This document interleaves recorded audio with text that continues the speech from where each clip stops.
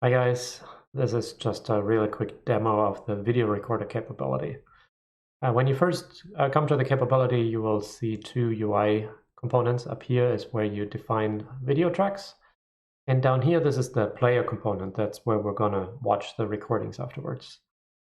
Up here, you can see I've already defined some tracks, just a video test image for testing, a USB webcam, using the same sort of modality as you may have already seen with WebRTC Video or Teleop, where you can choose your device, the stream type, the resolution, and then the frame rate.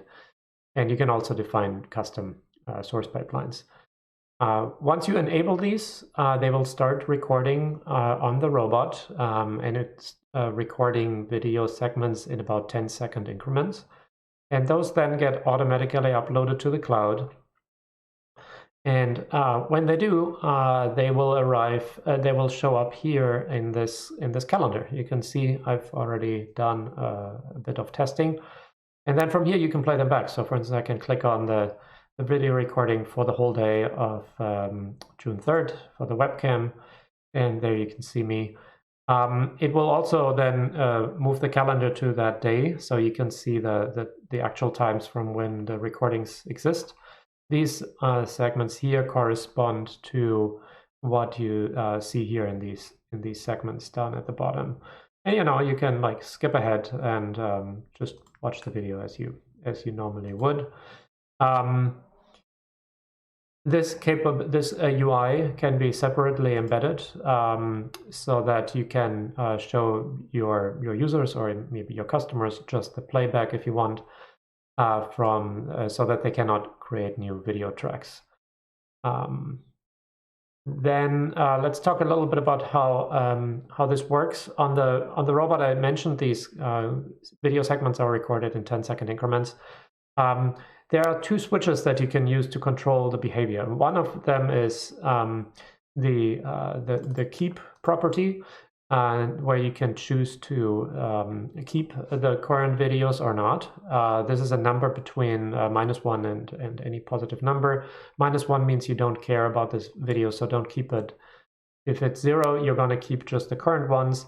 But sometimes what happens is you have the keep set to -1, meaning right now you're not interested in what you're recording, but then something happens and you really wish you could see what happened before. That's where you would set keep to something like 30, and then you would get the 30 seconds from the past. So 30 seconds from the moment you set it, you would get that. And this is possible because on the robot we keep recording all the time when these recorders are active, just like a black box in a plane, so that you can get past events when you want to.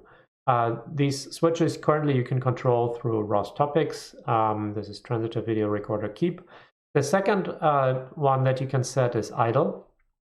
And this one tells the capability on the robot whether or not it is a good time to upload the videos to the cloud right now or not. So, for instance, if you're on a mission, running a delivery or whatnot, you would probably set it to false, so that all of the bandwidth is reserved for the current mission that you're executing. And then later, maybe when the robot docks or is not busy otherwise, you would set it to true, and then all of those segments that were recorded during the mission would get uploaded in one fell swoop. On the front end, there is an API that you can use for fetching all of the available recordings. This is particularly useful when you want to then just embed the player with those time segments. This is particularly useful if you want to show it to your customers in turn, and you only want to show them what they should be looking at or what could be interesting to them. And then there is another feature on the robot that's very important to discuss, and that's device sharing. The video recorder runs all the time if the track is enabled, which means that depending on what kind of input source you use for your video, you may be exclusively using that device. So, for instance, for USB cameras under Linux, when you open them, only one process at a time can control that. And so that could be a problem, because if with the video recorder you're constantly recording, you wouldn't be able to use that device for anything else. So to solve this, we are actually teeing the stream, and we are sharing it via a shared memory location. So if you define a track in your track definition, like here I have webcam, then on the device you would see it's actually a socket, temp transitive video recorders, SHM for shared memory, and then webcam, from where you would be able to consume that same stream for other purposes. So for instance, if you wanted to use that same stream also for teleoperation, you could define a custom source pipeline in your remote teleop device embedding code and use this this custom source pipeline where you would just change the file name to the socket to be the one that we shared. I think that's it. If you have any other questions, please feel free to reach out on Slack.